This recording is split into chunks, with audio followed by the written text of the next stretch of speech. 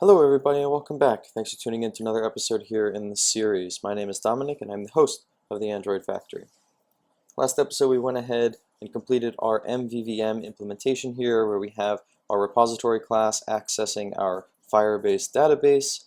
Then we also we've created just a domain layer object here for what we're getting from Firebase, but then we have a view model here. Pretty simple stuff. So if you missed it, check it out. I'll link a card in the top right, basically getting MVVM working with Firebase. And today here we are just going to continue the implementation by setting up our RecyclerView here. One thing I realized I forgot last time was the layout manager here. We're going to go with just a linear layout and we're going to set the orientation to vertical. So we're just going to have a scrolling list here, quite simply as we would expect, of basically newsfeed items. We are going to be making use of the regular recycler view, and with that we need our ViewHolder implementation. So the first thing we're going to go ahead and get here is the ViewHolder layout file. So let me just create that really quickly for us. Okay, so flipping back over here, I have completed the ViewHolder layout. It's very simple. It's just two text views stacked on top of one another, wrapped in a card view here. We have a little bit of a stroke color, stroke width, so everything will hopefully look a little nice. And then if we bounce back to our newsfeed activity, what we need to do is we actually need to go ahead and create the RecyclerView adapter implementation that's going to map basically all of our elements to the screen itself. So let's see here. If we open up the Delta News package here, we can say, let's say the news feed itself. We're actually going to go ahead and just move all of these other items into the news feed directory here. And once that refactors, we can go ahead and just build out another class here called the newsfeed RecyclerView adapter. It's going to be pretty verbose, so we know exactly what's going on. And this class here is going to extend the RecyclerView.adapter, which is of a particular type here, which we are just going to allow it to be the RecyclerView.ViewHolder type specifically. We can make this to our ViewHolder instance that we're going to create if we wanted to, but instead it's kind of nice, at least in my opinion, to keep the adapters implementation just focusing on the RecyclerView ViewHolder. This way you can actually have multiple ViewHolder implementations all being handled by the same RecyclerView. And if that doesn't make any sense to you, don't worry about it, but basically it'll allow us to add in a loading state if we wanted to, add in an empty state if we wanted to, and have all of the items listed on screen, like with the layout that I showed you earlier here. So we'll get to that, but I hit Control-I on Mac here to go ahead and bring up this implement members. That's why this is red here. So I'm just going to go ahead and select all three of these. You can see they're abstract functions based on that little icon next to the names. And we're going to go ahead and click OK. Maybe we'll copy the Java doc as well because we haven't done it before. And that was a really bad idea because the Java doc is just massive. So we're going to redo that, Control-I, and we are not going to have copied Java doc. We'll put all of these here, and we are going to go ahead and there we go, have the three functions that this class needs to override here. If you've been with me for a little bit, you'll know that this RecyclerView adapter implementation is a little bit against the way that I like, in the sense of there's a beautiful library that basically wraps this entire implementation for you. But I've decided to go back to this I guess the bare bones, the most basic implementation here to hopefully serve as a tutorial for newcomers, and also just to go back to the roots here underneath Epoxy, the library that I find so wonderful for building lists. It's just good to kind of revisit this stuff every now and then so that you keep up to date with it and don't forget how things are happening under the hood. So if I stutter a little bit and things don't work out, just know I haven't created an adapter class in a few years, so I'm just trying to figure this all out again. So we're going to go ahead and create basically a list here. So let's call this a mutable list here of news feed items. It's going to be it will equal a mutable list of our news feed item class here. And then we're going to go ahead and just create a simple function here to say set items. This will take a list of our news feed item. And then inside here, we are going to call this .newsFeedItems.clear, and then we are going to click Add All here, the news field items. So basically, anytime that we set the items for this particular adapter. We're going to nuke whatever is in the list here. We're going to go ahead and add the rest of the items that have been added in, and this will just prevent us from basically duplicating items when the list updates from Firebase or anything like that. Afterwards, once we have a new list here, we're going to call notify dataset changed, which under the hood, saying we should do a little bit more. Let's just suppress that. It's basically saying that we're going to be doing a lot of work here, and maybe we could try to find a way to optimize it, and down the road maybe we will. They basically want you to kind of tell the adapter which items changed instead of just a blanket statement saying everything changed, but we're not worried about efficiency here, so let's just, at least not right now, so let's just keep moving on. The three functions that we need to implement here, we have a get item count, on create ViewHolder, and then on bind ViewHolder. So basically in the get item count, it's a pretty simple implementation. We are going to return the newsfeed items.size. This will tell the adapter how many items, how many view holders we need to create, and it's going to basically one-to-one map to the elements that we have inside of our list, which is just what we would expect, right, to get a list of data points on screen. Then we need to actually create the or implement the onCreate ViewHolder and the onBind ViewHolder. And so the idea here behind the RecyclerView and the RecyclerView adapter is we basically tell the adapter, hey, here's a list of information that we want to present to the user, and then the adapter will ask the code how we do that, how we map particular items, or in this case here, particular positions from our list here. How do we map that to some UI element that we can display on screen? So what we actually need to do is we need to create a class here. I'm going to create it as an inner class because it should just be a member of this adapter here. But let's call it the newsfeed ViewHolder. And then this class in particular is going to implement here the recycler or extend the RecyclerView ViewHolder class. Now we see that there's a little bit of an error here, and if we hover over it, it says no value passed in for item view, and we can remedy that with some of the information that we have here. So we're basically going to be creating each one of these view holders inside of the onCreate ViewHolder, and what we can do is make use of the parameters that are passed in to this function here to actually return and create this view holder. So we're going to actually go ahead and implement this really quickly by saying return newsfeed ViewHolder, but we're going to pass in the parent here, the view group that is passed in to this function, which is great because we can make use of this parameter here to actually come up with the item view. So inside here we can call layout inflator from, that's what we're looking for, parent.context, we can get the context from the view group there, and then we are going to tell it to inflate a particular resource file.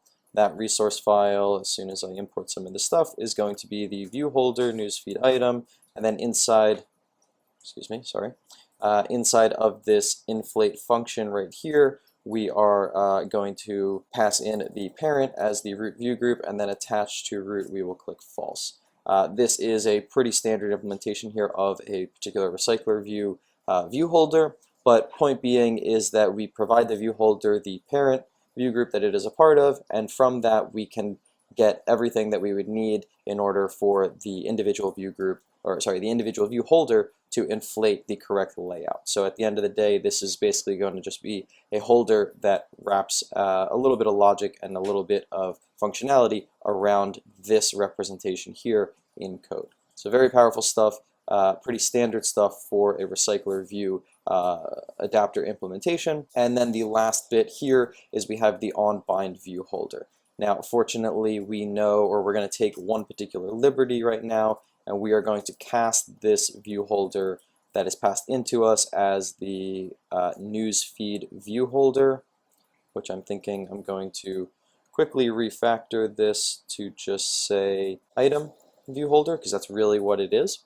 And then we are just going to call onBind, and we are going to pass in the newsfeed item at whatever position this function is being invoked with.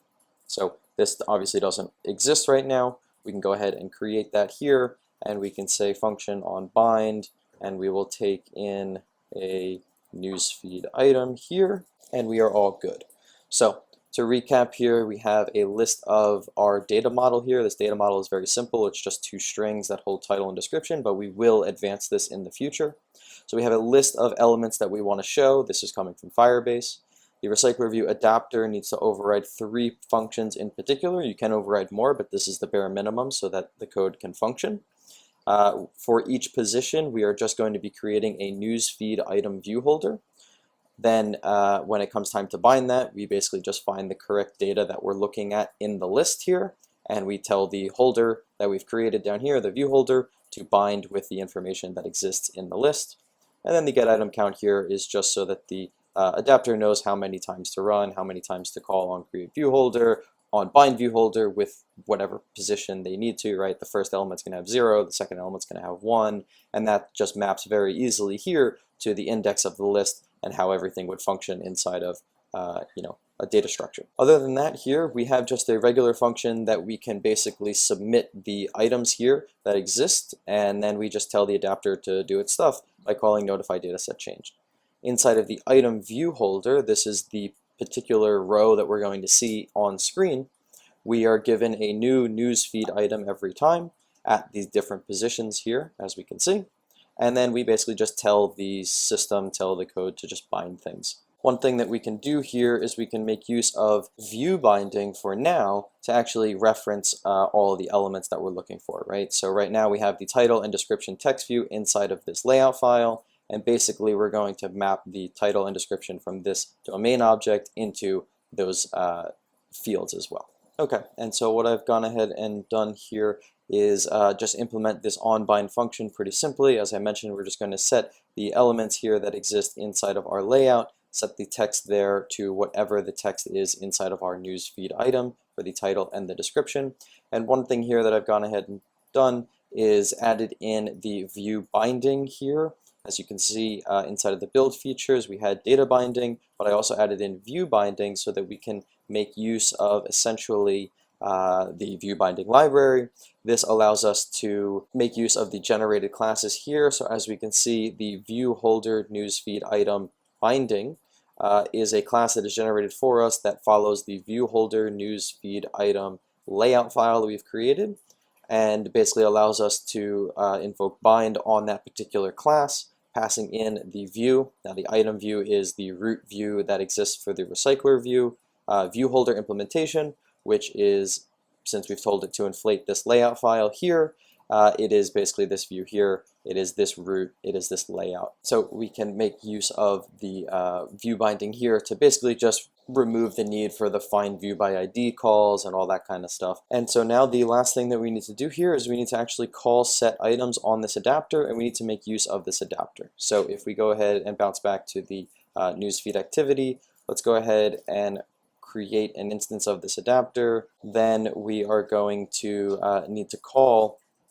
newsfeed adapter dot set items, and we need a list of items here. Now this is going to come from our view model, so we are going to observe the newsfeed live data like so, passing in this, and then here we have our newsfeed items, which is a list of newsfeed items, and we are simply just going to call that function here to set items with whatever is passed in from our live data. We need to say binding.RecyclerView.adapter equals our newsfeed adapter. So we create an instance of the adapter, we set that adapter on our RecyclerView, we then, we've already told the view model to fetch, I guess we can move it down here, but we tell the view model to fetch the newsfeed here, then we observe the changes to that live data, and then we just set the items in our adapter when we get something back here. So pretty clean architecture here, pretty clean stuff. Hopefully you're following. If this is your first video, there's plenty of other content on the channel here that will maybe dive a little bit further into all the ins and outs here, but the RecyclerView adapter implementation with the RecyclerView view holder is something that is very, very common inside of Android, and hopefully this is making a bit of sense to you here. My emulator, perfect. As we can see here, things kind of, well, there's some stuff on screen. It doesn't necessarily look beautiful, but there are things on screen here.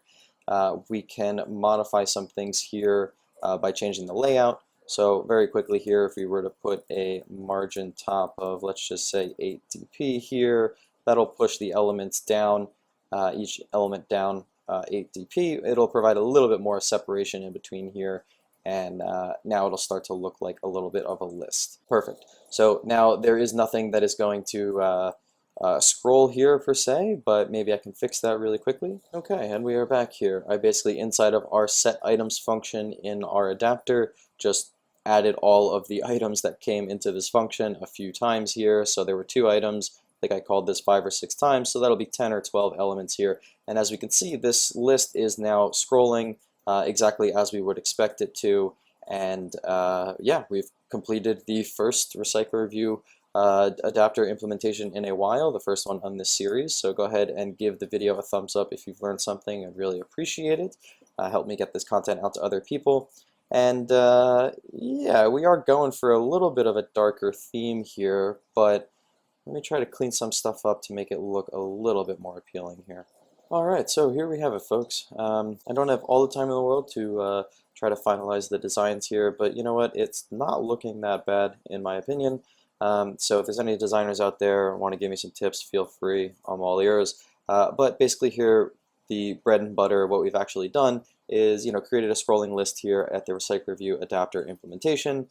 Things are clearly scrolling, clearly working just fine, and there are so many of them because we are duplicating this so many times. So if we just go ahead and rerun it here, we'll see that there is the appropriate amount of elements on screen here. And if you're wondering where this content is coming from, if you remember last episode, none of this stuff was here. I actually just went ahead and modified a little bit of stuff inside of our real-time database here. So we can see here that the elements or the items here in our newsfeed, we have rank 1 and rank 2 here. We can see here that the title of rank 1 is Delta variant : and if we flip over here to our little app here, we obviously see that the Delta variant : is here, and then the 5 things to know about the Delta variant is the title of the second element here. So we've gone ahead and actually modified the data here so that it looks a little bit better on screen. And the beauty of the real-time database, which I had shown you before, is that it's real-time. So I'm going to try to figure out, so let's just say, I'm going to go ahead and cut this so I have it on my clipboard, and we're just going to say hello from Firebase again here, and as soon as I hit enter here, the second element down here, the description, should change. So if we watch that, we see here the application updated in real time, hence the name, gotta love it, to hello from Firebase. And if you remember, I said I cut it, so I have things in my clipboard here. I'm going to go ahead and highlight it and then paste it in, and as I hit enter again, we will see this element here change in real time, and as we can see there, it works well, and yeah, that's really quite beautiful. So this does give us, you can kind of see how the UI is changing in reaction to the data that exists on screen. So you could imagine that we could kind of not only change the actual elements on the screen, but maybe we can the content on the screen, maybe we can add more elements or less elements, or maybe a little bit of a footer item if there is some other information here as well. Like for instance, if we did footer and then we said hello, I am a footer, obviously we're not reacting to that, but if we were listening for a footer, maybe there would be something that would exist all the way at the bottom of our list here. So basically, real-time database, if you get creative with it, gives you a lot of flexibility as just an Android developer to build something out that is pretty interesting. So we are going to dive into that. Please give the video a thumbs up if you made it this far and would love to see that happen. Consider subscribing if you are brand new and this is something that you're interested in. Again, it'll help me, it'll help you, it'll help the channel, it'll help everybody out really. So I really, really appreciate that. But in the next episode here, we're going to continue with this implementation. Maybe we go ahead and convert this implementation here to make use of the data binding implementation, because right now we're only using view binding here, but we very easily can change that to use data binding, and I know that is of interest for some people. So we will continue on with the development of this application in the next episode, and I hope to see you there. Have a good rest of your day. Thanks.